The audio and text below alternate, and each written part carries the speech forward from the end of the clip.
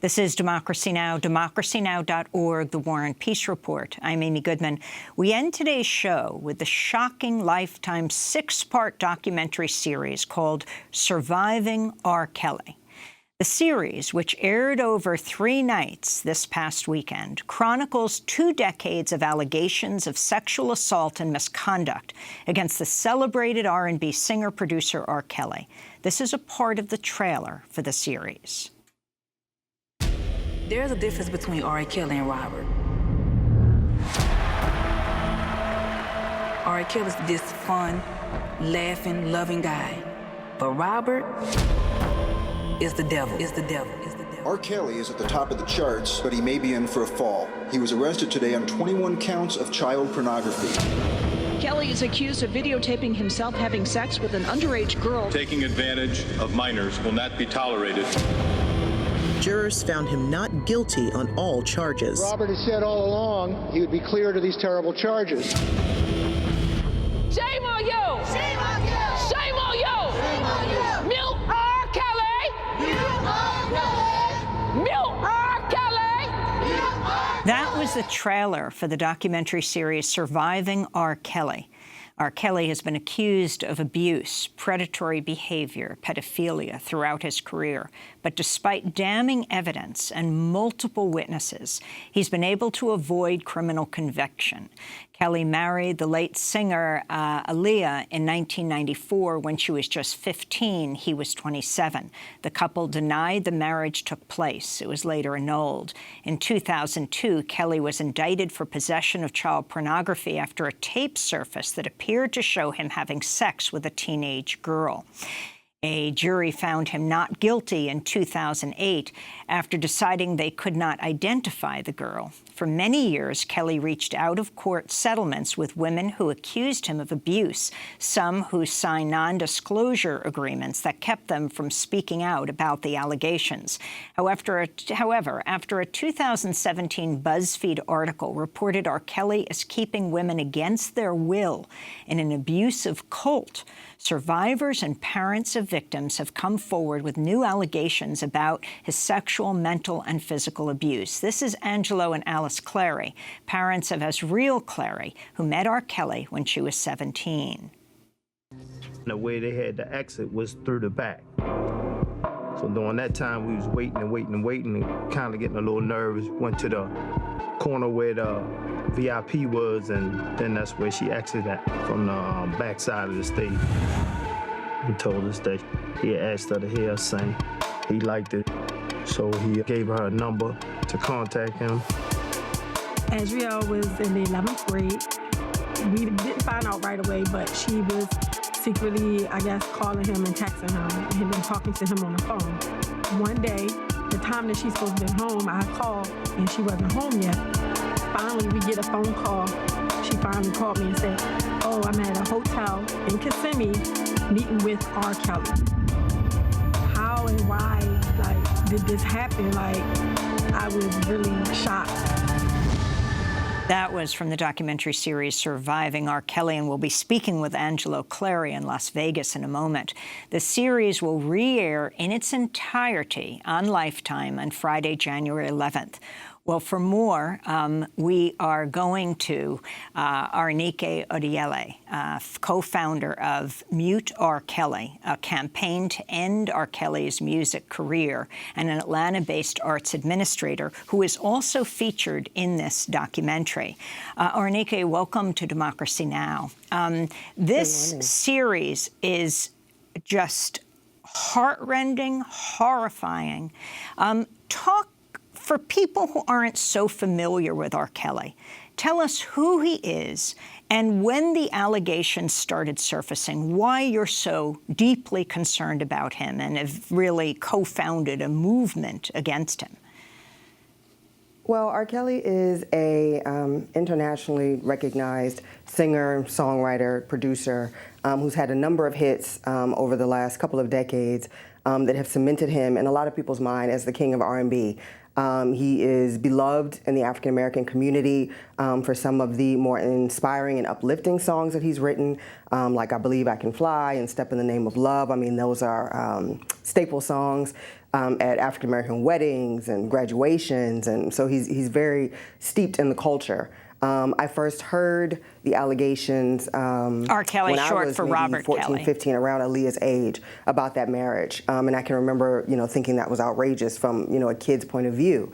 And then many years passed, and I didn't hear anything else really, going on with my life, go to college, just wrapped up in other circles. And so hadn't heard anything else until June, I believe it was, of 2017, when the allegations came out about what the media was calling sex cults in his home in Johns Creek, which is right outside of Atlanta.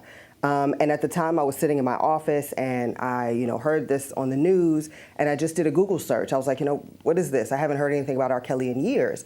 And when I did that Google search, I found article after article after article after article about all the allegations, all the court cases that had come up since Aaliyah. We're talking about 25 years worth of women coming out and saying that this person abused me, this person is violent, they started a sexual relationship with me when I was underage, and they were asking for the community's help and were being largely ignored. And I just became incensed. I mean, I really just sat at my desk in my office fuming, like, how dare we let this go on for 25 years at the expense of dozens upon dozens of young black women.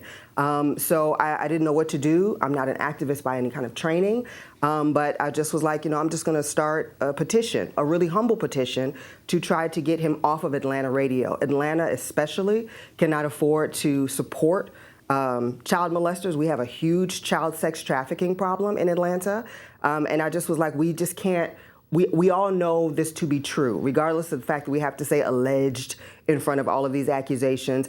Everybody saw that tape of him sexually degrading a 14-year-old girl. Regardless of whether or not he was convicted, 21 video instances of himself engaged in sex with underage girls were removed from his home. We all know he forged documents to marry a 15-year-old Aaliyah, who he had been mentoring since she was 12. So we know what this man is about. And we as a community need to say, even if we can't put him in jail, we're not going to give him our money anymore. We're not going to financially support the lifestyle that we know that he's living. And so I started that petition. And then Kenyette Tisha Barnes reached out to me when she saw me on the news and said, I have got to help. I've been doing this work, and I want to help. And the two of us formed MuteRKelly and decided that not only were we going to try to get him off the radio, but we were going to try to get his concerts canceled.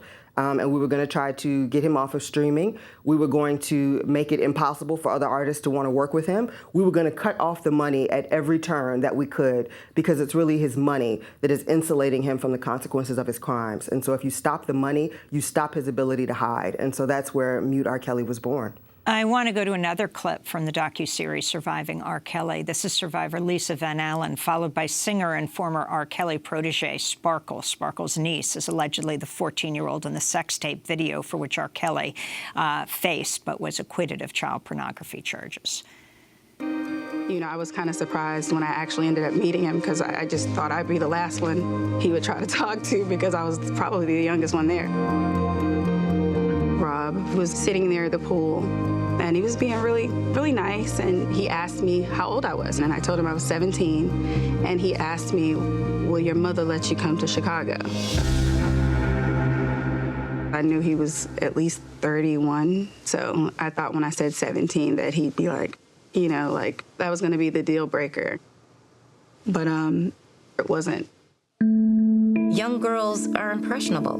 Like, he's R. Kelly. Now, look who I got. Look who's showing me interest. He's charismatic, funny, and he's an all-around nice guy. But Robert is a master manipulator. Like, everybody knows it now. They didn't know it back then. I'd heard about Rob's reputation, about him dating Aaliyah, but I didn't assume that he liked younger girls. I just thought, at that moment, I just thought he liked me. So that was Lisa Van Allen. And talk about the significance of this and Sparkle's niece, the person Sparkle, who was a singer with Robert Kelly, with R. Kelly, alleges is her niece. Yeah, I mean, it's such a hard documentary to watch, to see so many young women fall into this trap over and over again. But, Sparkle is absolutely right. Young women are very impressionable. And we say young women especially, but everyone is impressionable and is able to be manipulated by somebody that they look up to, they admire, they worship. I think, there are grown people right now who have a celebrity, who if that celebrity dropped out of the sky and shone their spotlight on them, would leave their husbands, wives, children, and go run off to LA tomorrow. So, I think to think that children would be less susceptible to that type of temptation is ridiculous. He has honed his trap at this point. When you hear all those lady stories, it's the exact same story over and over and over again. He's using his charm, his looks, his fame, his money, his vulnerability as bait, and then he flips the script on them. Arnike, so it's really just unfortunate. This is Geronda Pace from the documentary Surviving R. Kelly, who says, this is just an amazing story because she actually met him while she went to his trial almost every day, and he saw her as he was walking into court. She says she was 15 when she met Kelly. I went to his trial because I was a super fan at the time. I didn't believe he was guilty, and I didn't want to believe that he was guilty. I was a freshman in high school. He was old for me to like him, but I fell in love with his music. After Robert's trial, his friend sent me a message and invited me to R. Kelly's party.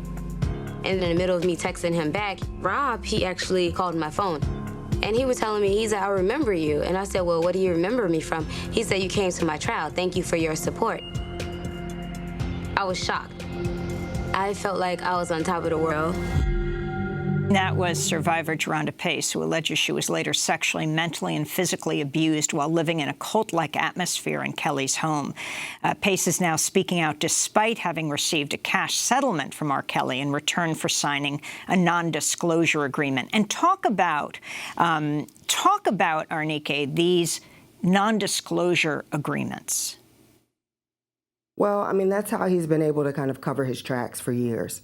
There's a lot of talk about, women accepting these cash settlements, but not talk about him making these cash settlements. Part of it is, when these cases come up, your lawyer takes a look at him and goes, you need to make this go away, right? This is not something we want out in the public. And so he offers them money for their silence. And I think that they are judged for that unfairly, because if we all think about our daughters, our nieces, the young people that we love in our life, would we want their name and their image and the terribly humiliating things that have happened to them all over the news forever? Women are forever judged and found guilty for any sexual indiscretion that they have for the rest of their lives. At this point, Monica Lewinsky could cure cancer, and there's still going to be a footnote on her legacy for something that happened decades ago. And who wants that for their child? What you want is for the person to pay for what they did. And if you're not able to get that in court for whatever reason, for statute of limitations, for lack of physical evidence, you want to make them pay however you can. And so many of these people took the cash settlement and the NDA to make it go away and to also save their daughters that humiliation of having their name dragged through the mud. I think if we want to create a society where people don't take money and they fight it to court and they fight to get justice, we have to create a society where victims are not going to be blamed and judged for the things that happen to them. We have to create a society where this is not going to follow you for the rest of your life and be the defining moment of your childhood. We have to create a society where people actually look at the facts and the evidence and not at the fame and the wealth and the smokescreen that money and fame are able to create in order to really kind of see the merits of the case and judge it on that.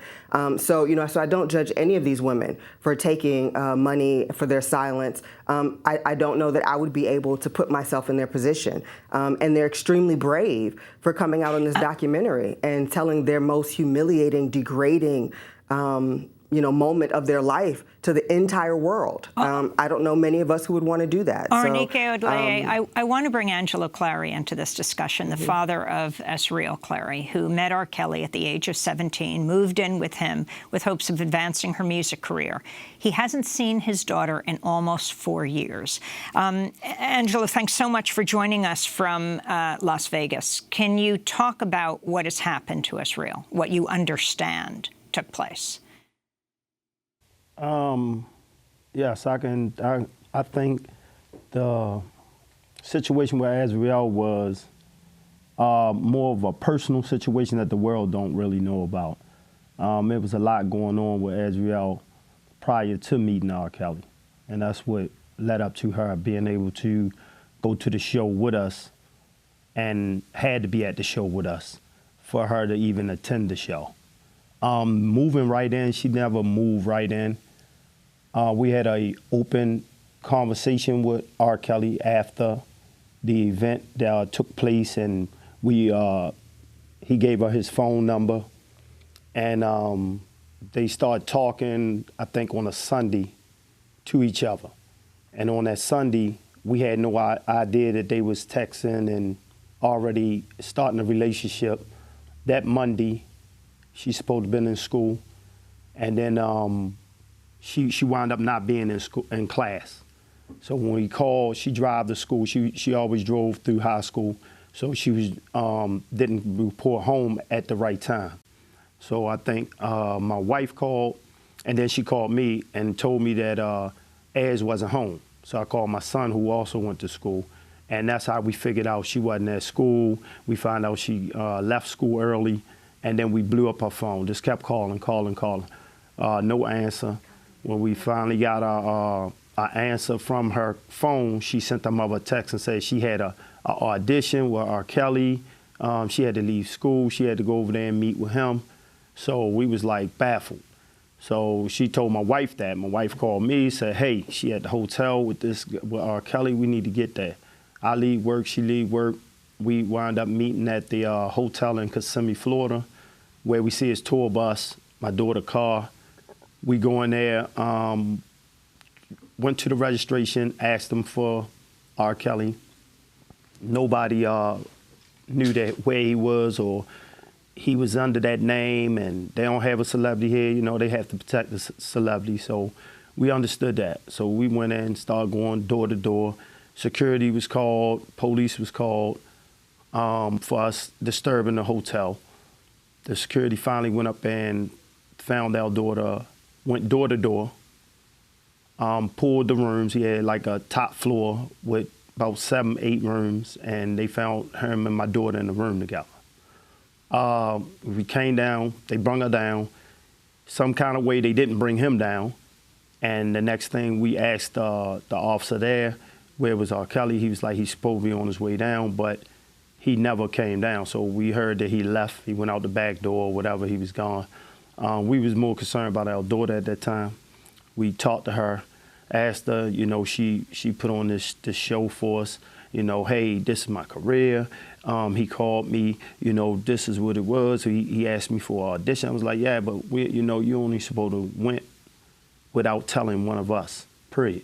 I mean, we already talked about who he was, his background on the way home. When she told us that he gave her his number after the show, when she went on stage and sung for him. So, after that, we talked to her, went home. And then, which we didn't know, that they had already had a sexual intercourse that day. We found out a year later. Your daughter was 17 years old? She turned 18. She was 17 in Kissimmee. We have to wrap up this Florida. segment of our interview, Angelo, but we're going to do part 2 and put it online at democracynow.org. But you have said that you don't think this could continue if these children weren't black girls and young women. Can you explain as we end with this comment? I think the comment was this straight blunt, that if the females was Caucasian, it wouldn't have been to this amount of women or young girls, kids, or anything. It'll stop at 1, maybe 2 tops. I think in the black community that we want heroes, and we so scared to demolish somebody because of the good they make us feel with whatever talent they have, that we don't want to be the one to say, hey, we got to destroy him. And I think this is why it really drug on as long as it did, and he was so successful at getting away with it. But I really believe that, like now, with more people understanding that, I don't think Angela, it's just a Clara, black we have to or leave white. it there, but we're going to continue the discussion in part 2. People can go online at democracynow.org. I'm Amy Goodman. Thanks for joining us.